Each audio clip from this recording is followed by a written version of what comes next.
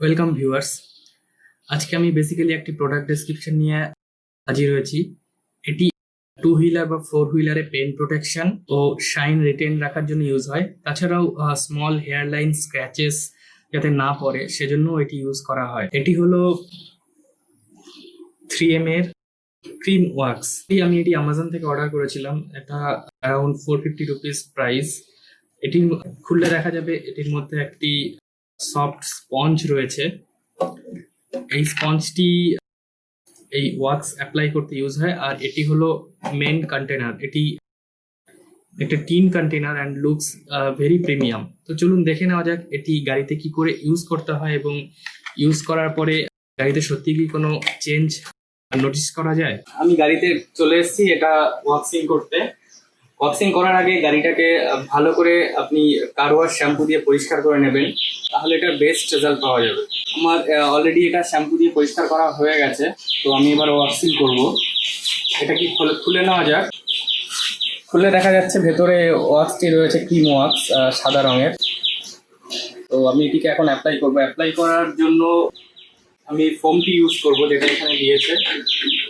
আর এই মাইক্রোফাইবার ক্লথটি যখন অ্যাপ্লাই করার পরে ক্রিমটা শুকিয়ে যাবে তখন এটা দিয়ে আমি এটা ভালো করে পরিষ্কার করে ঘষে তুলে দেব। ওয়াক্সটিকে আমি ফোমে লাগিয়ে নিলাম। এবার আমি পুরো গাড়িতে অ্যাপ্লাই করে দেব।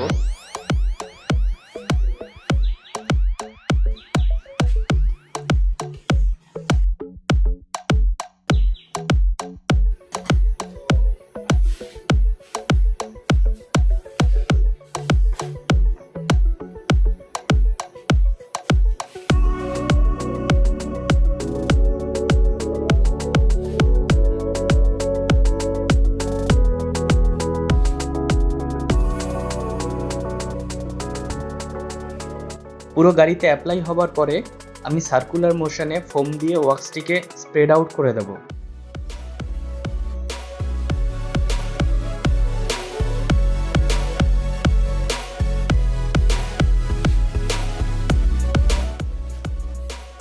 এই অবস্থায় আমি 10 থেকে 15 মিনিট গাড়িটিকে রেখে দেবো, যতক্ষণ না পর্যন্ত এই ক্রিমের লেয়ারটা শুকিয়ে যাচ্ছে।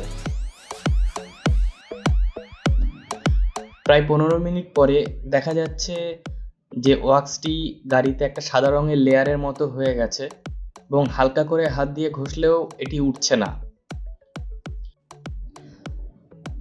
এখন আমি একটি পরিষ্কার মাইক্রোফাইবার ক্লথ দিয়ে এই যে এক্সট্রা সাদা লেয়ারটা আছে গাড়ির মধ্যে এটাকে ওয়াইপ আউট করে দেব। আমি আবার সার্কুলার মোশনে এটাকে ঘোরাতে থাকবো যতক্ষণ না পর্যন্ত এই সাদা লেয়ারটা এখান থেকে উঠে যাচ্ছে।